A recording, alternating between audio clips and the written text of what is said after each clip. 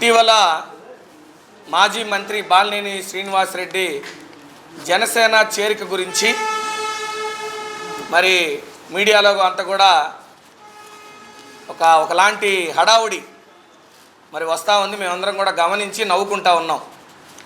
ఎందుకంటున్నానంటే ఆ మాట 164 సీట్లతోటి ఎన్డీఏ కూటమి విజయడంకా మోగించి 100 రోజులు పూర్తి చేసుకొని మేము ఆ సంబరాల్లో మునిగి తేలుతూ ఉంటే కూటమికి బీటల బారనుందా ఒంగోలు కేంద్రంగా, ఒంగోలులో తెలుగుదేశం జనసేన సంబంధాలు మధ్య అలజడి రేగబోతుందా అని మేము కొన్ని ఛానల్స్లో గమనించడం జరిగింది.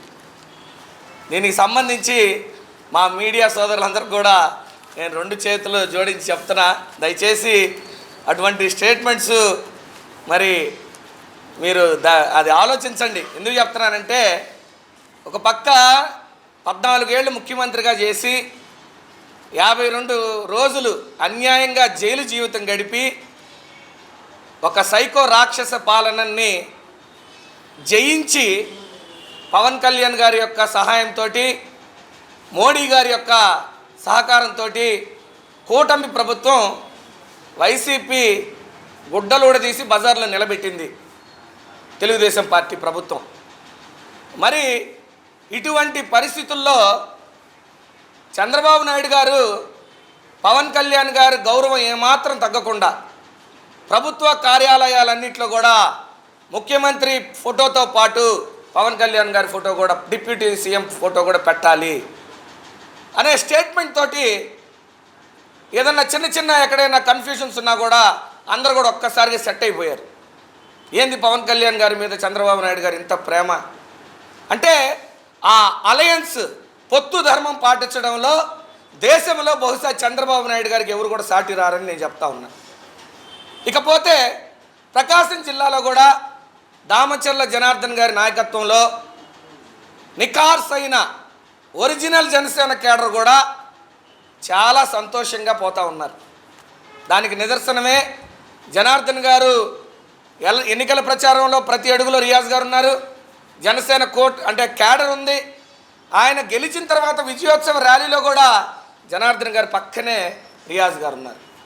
ఇన్ని గమనిస్తున్నప్పుడు ఈ పొత్తులో ఆయన ఎవరో అడ్రస్ లేనటువంటి వ్యక్తి పార్టీలో ఏదో ఆయన అభద్రతా భావంతో కేసుల గురించి బయటపడ్డానికో ఇంకో దానికో, అది అతని సెల్ఫ్ విషయం, చేరినంత మాత్రాన ఇక్కడ ఏమైద్ది. ఇకపోతే నేను ఎందుకు దాని గురించి నేను మెన్షన్ చేశానంటే, 2 సార్లు మంత్రి, 5 సార్లు ఎమ్మెల్యే, ఒంగోలు అడ్డా, వాసన్న గడ్డ, ఇవన్నీ కూడా మొన్న వచ్చినటువంటి 34,026 ఓట్ల మెజార్టీలో మొత్తం కూడా కొలాప్స్ అయిపోయింది. ఒంగోలు ప్రజలు చాలా స్పష్టమైనటువంటి తీర్పు ఇచ్చారు.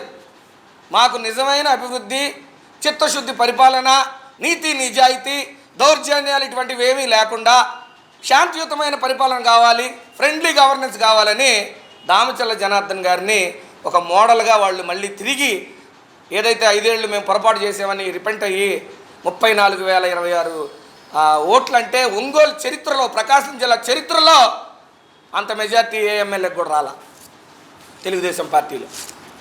ఎందుకు చెప్తున్నానంటే అలజడి బీటలు బారడానికి ఇక్కడ అవకాశం లేదు. ఏదైతే బాలినేని శ్రీనివాసరెడ్డి చైన్ గ్యాంగు, గంజాయి గ్యాంగు, ఆ దందా బ్యాచ్ ఎవరైతే ఉన్నారో ఈరోజు ఒంగోలులో ఒక్కడు కూడా దొరకట్లా. ఎక్కడ పట్టుకుందామంటే అడ్రస్ లేరు, పరారైపోయారు. ఇంకెక్కడి నుంచి అలజడి వచ్చిద్దని నేను పత్రికాముఖంగా అడుగుతా ఉన్నా. 1 కాదు 2 కాదు, బాలినేని శ్రీనివాసరెడ్డి కొడుకు సిసింద్రి కానీ, ఆయన చైన్ బ్యాచ్ కానీ, గంజాయి బ్యాచ్ కానీ, దందా బ్యాచ్ కానీ అధికారం అడ్డం పెట్టుకొని చేయని నికృష్టాలు లేవు, చేయని నీచమైనటువంటి పనులు లేవు. 5 ఏళ్లలో ఎవరైనా తెలుగుదేశం జెండా కానీ కండవ కానీ పట్టుకుంటే, జనసేన కండవ కానీ జెండా కానీ పట్టుకుంటే వాడు అంతు చూసే విధంగా వైసీపీ పాలనలో బాలినేని శ్రీనివాసరెడ్డి సైకో పరిపాలన జరిగింది. జనార్దన్ గారు ఏం బెదిరిపోలేదే, జనార్దన్ గారు ఎక్కడికి పారిపోలేదే. మగోళ్ళలాగా ఒంగోలులో తెలుగుదేశం పార్టీ క్యాడర్ని చాలా భరోసాగా ఆయన ముందుకు నడిపించాడు. దానికి ఒకటే నిదర్శనం, 90 రోజులు 100 రోజులు అవుతుంది నీ ప్రభుత్వం, వైసీపీ ప్రభుత్వం కుప్పగూలి మేయర్ గారి కాడ నుంచి కార్పొరేటర్లు అందరూ కూడా నీ మీద ఏమాత్రం విశ్వాసం నమ్మకం ఉంటే నీతో ఉండకపోయారా? ఇంకా సిగ్గు లేకుండా ఒంగోలులో ఏదో జరుగుతుందని. మాకు ప్రతిపక్షంలో 6 కార్పొరేటర్లు గెలిచినా కూడా జనార్దన్ గారి మీద ఉన్నటువంటి నమ్మకంతో ఎక్కడ కూడా వాళ్ళు అనుమానం వచ్చేటట్టు ప్రవర్తించాల. పార్టీ మీద, జనార్దన్ గారి మీద ఉన్నటువంటి నమ్మకంతో కార్పొరేటర్లు నువ్వు ఎన్ని హింసలు పెట్టినా కూడా పార్టీ తరపున నిలబడ్డారు. అది శంషేర్ మొగోడుతనం అంటే. నీ బతుకేందో అందరికీ తెలుసు. మరి ఇకపోతే జనార్దన్ గారు మొన్న ఒక చిన్న మీటింగు, అది దామచల ఆంజనేయులు గారి వర్ధంతి కార్యక్రమంలో ఒక మాట అన్నారు. ఏమన్నారు? నువ్వు చేరినంత మాత్రాన నువ్వు చేసిన కబ్జాలు కానీ, నువ్వు చేసిన అక్రమాలు కానీ ఇవన్నీ కూడా మేము కేసు పెట్టాం, ఎంక్వైరీ జరుగుతుంది, ఒకవేళ అది నిజమని తేలితే పవన్ కళ్యాణ్ గారు కూడా కాపాడలేరు అన్నారు. అదేమి తప్పు కాదే, నెగిటివ్ కోణంలో మీరు ఆలోచించాల్సిన అవసరం లేదే. అక్కడెక్కడో పూతలపట్టులోనే ఎక్కడో ఒక దళిత ఎమ్మెల్యే ఏదో ఒక కేసులో లైంగిక వేధింపులు దానిలో ఆయన ఇరుక్కుంటే వెంటనే ఇమీడియట్గా సస్పెండ్ చేశారు చంద్రబాబు నాయుడు గారు. ఆయన ఏమన్నా తెలుగుదేశం పార్టీ కాపాడిందా? నువ్వు జనసేన కాదయ్యా బాబు, నువ్వు ఏ పార్టీలో చేరినా కూడా నువ్వు చేసిన అక్రమాలు నిగ్గు తేలిన రోజు నిన్ను ఎవరు కూడా కాపాడలేరు. నువ్వు చేరే జనసేన పార్టీ కూడా నిన్ను కాపాడలేదు అనే మాటేగా దామచల జనార్దన్ గారు అనింది. ఇంకేమైనా తప్పుగా అన్నాడా? ఎందుకన్నాడంటే ఆ మాట కూడా పవన్ కళ్యాణ్ గారిని మొన్న మీటింగ్ జరిగినప్పుడు ఎమ్మెల్యేలతోటి ఆయన ఒక మాట అడిగారంట. ఏం సార్ ఈ వార్తలు వస్తున్నాయి, ఇది ఏంది మరి నిజమా కాదా అని అడిగితే ఆయన ఒకే మాట అన్నాడంట. జనార్దన్ గారు ఆ మాట చెప్తే నేను నవ్వుకున్నా. 8 నెలల నుంచి విసిగిస్తున్నాడు ఆయన, ఏం చేయమంటారు, ఏదో రమ్మన్నాను మాట్లాడదామన్నాను అన్నాడంట. సిగ్గు లేదా బాలినేని శ్రీనివాసరెడ్డి నీకు? జగన్మోహన్ రెడ్డి నీ మీద అంత నమ్మకం పెట్టుకొని జిల్లా అప్ప చెప్తే 8 నెలల నుంచి నువ్వు పవన్ కళ్యాణ్ని గారిని పోయి బతులాడుతున్నావంటే ఇంతకంటే తిన్నింటి వాసాలు లెక్క పెట్టే వ్యక్తి ఇంకెక్కడైనా ఉంటాడని నేను అడుగుతా ఉన్నా. ఇకపోతే ఆయన అక్రమాల గురించి చెప్తున్నా. మేము దళిత సామాజిక వర్గానికి సంబంధించినటువంటి వాళ్ళం. బాలినేని శ్రీనివాసరెడ్డిని మేము అడుగుతున్నాం, పోయిన 5 ఏళ్లలో మా మీద కూడా SC ST అట్రాసిటీ యాక్ట్ కింద నువ్వు కేసులు పెట్టించలేదా? ఎంత మమ్మల్ని బాధ పెట్టారు, కృంగదీశారు మీరు. నేను ఒక గౌరవప్రదమైన కుటుంబం నుంచి వస్తే నా మీద నువ్వు ఒక దళిత CIని అడ్డం పెట్టుకొని నా క్యారెక్టర్ అసాసినేషన్ చేయడానికి నువ్వు ప్రయత్నం చేయలేదా? ఫోక్సో చట్టం కింద నా మీద కేసు కట్టించాలని ప్రయత్నం చేస్తావా నువ్వు? ఇంతకంటే దుర్మార్గాలు ఎవరైనా చేస్తారా మనిషి అనేవాడు? ఇంత నీచ నికృష్టమైనటువంటి వ్యక్తిత్వం కలిగిన మీరు జనసేన పార్టీ అంటే కొన్ని విలువలు, కొన్ని విశ్వసనీయతలు ఉన్న పార్టీ అని, దానిలో మీరు చేరుతున్నారని మేమేదో అటువంటి పార్టీలు ఈయన చేరడం ఏందని అనుకుంటున్నాం తప్పితే నువ్వు ఇక్కడికి వచ్చి ఏదో పగలు తీసి ఒంగోలుని ఏదో చేస్తావు. ఎందుకంటే 34,026 ఓట్లతో ఎప్పుడైతే మీరు ఓడిపోయారో అక్కడితోటి మీరు ఖండం ఫైల్ తీసి పక్కన పడేసారు, అయిపోయింది. Balineni Srinivasa Reddy chapter close. ఎవరైతే తెలుగుదేశం పార్టీని జిల్లాలో లేకుండా చేస్తాను అన్నాడో ఆయన్నే తీసి పక్కన వేసారు. అంతటితో అయిపోయింది నీ చాప్టర్. ఇకపోతే నేను ఫైనల్గా ఒక మాట చెప్పాలని అనుకుంటా ఉన్నాను. రిమ్స్లో జరిగినటువంటి ఆ దమనకాండ, నేను ఒక మాజీ మంత్రి కుమారుణ్ణి, మా నాన్న కూడా 2 సార్లు ఎమ్మెల్యేగా చేశాడు, ఎమ్మెల్సీగా చేశాడు. ఒక గౌరవప్రదమైన కుటుంబం నుంచి వస్తే నా మీద రౌడీ షీట్ ఓపెన్ చేపిస్తాడు. ఈరోజు SP ఆఫీసులో మీరు పోయి ఎంక్వైరీ చేసుకోండి, రాజ్ విమల్ అనే అతని పేరు మీద రౌడీ షీట్ ఉందో లేదో చూసుకోండి. మా కుటుంబం గురించి నువ్వు ప్రకాశం జిల్లాలో కదా రాష్ట్రంలో ఎక్కడ అడిగినా చెప్తారు రౌడీ షీట్ పెట్టాల్సినటువంటి ఫ్యామిలీ అని. వీటన్నిటి గురించి జనార్దన్ గారు ఎంక్వైరీ చేపిస్తానయ్యా అంటే నువ్వెందుకు అంతలో భుజాలు తడుక్కుంటా ఉన్నావు బాలినేని శ్రీనివాసరెడ్డి? ఇంకపోతే పొద్దున ఏదో ఒక ఇష్యూలో జరిగినప్పుడు జడా బాలనాగేంద్రం గారు ఏదో అన్నారు.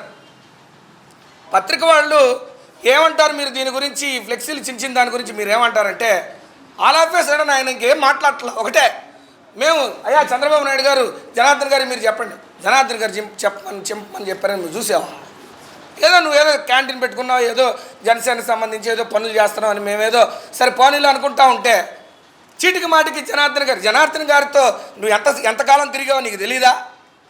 జనార్దన్ గారి చరిత్ర ఏందో, ఆయన ఎటువంటి క్రమశిక్షణ కలిగినటువంటి వాడో నీకు తెలీదా? ఒక్కటే మాట అంటాడు జనార్దన్ గారు ఎప్పుడైనా, వాడి పాపాన్ని వాడు పోతాడు వదిలేయండి అంటాడు. వాడి పాపాన్ని వాడి కర్మ వాడి పాపాన్ని వాడు పోతాడు వదిలేయండి అంటాడు.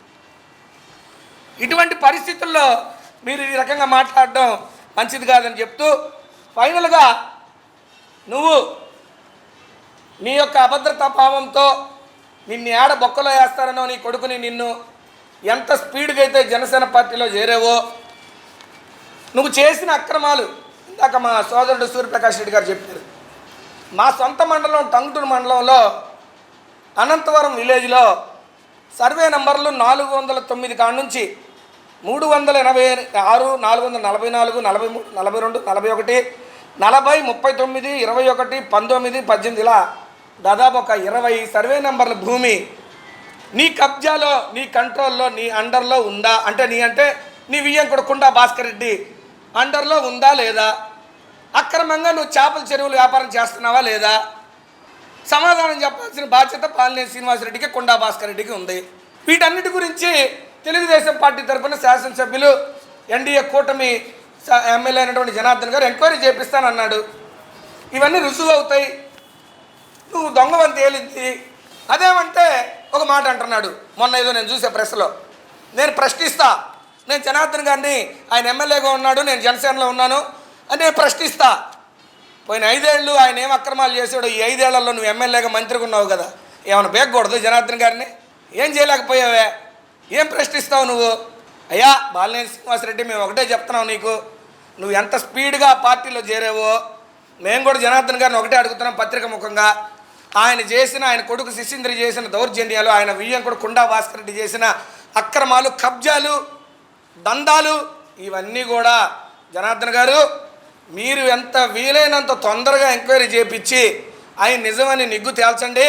ఆయన ఎంత స్పీడ్గా అయితే పార్టీలో చేరాడో అంతే స్పీడ్గా సస్పెన్షన్కి కూడా రెడీగా ఉండాలి బాలినేని శ్రీనివాసరెడ్డి అనేది ఈ పత్రికాముఖంగా మీ అందరికి కూడా చెప్తా ఉన్నాం. మరి ఈ సర్వే నంబర్లు అన్నింటిలో కూడా మరి కుండా సునీత, ఆయన భార్య, వియ్యంకుడి భార్య, అలాగే కుండా సీతారామమ్మ ఆయన తల్లి, అలాగే భాస్కర్ రెడ్డి మదన్ల, బుర్లా చాలమ్మ, ఇలా మరి పేర్లతో సహా డాక్యుమెంట్ ఎవిడెన్స్ మా సోదరులు ఇంతకుముందు 2-3 ప్రెస్ మీట్స్లో కూడా చెప్పడం జరిగింది. కాబట్టి బాలనాగేంద్రం గారికి కానీ మేము ఒకటే చెప్తున్నాం, దయచేసి ఏదో లోపల ఇంకో కోణంలో పెట్టుకొని మీకేదన్నా సెల్ఫ్ ఇంట్రెస్ట్ ఉంటే అది మీ ఊరికి ఉంచుకోండి. జనార్దన్ గారి జోలికి వస్తే మాత్రం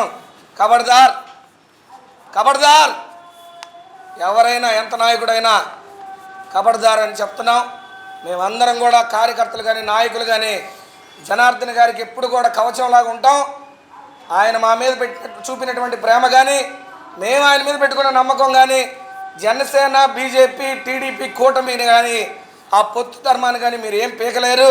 దయచేసి ఇటువంటి స్టేట్మెంట్స్ మానుకొని అదేమన్నా కావాలంటే మీరు ఒక పని చేయండి, ఫ్లెక్సీల దగ్గర కాపలా పెట్టుకోండి.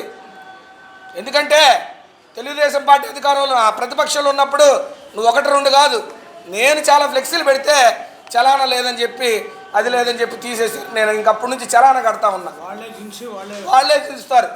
సరే, ఇవన్నీ మరి జాగ్రత్తగా మసులుకుంటే మంచిదని చెప్తూ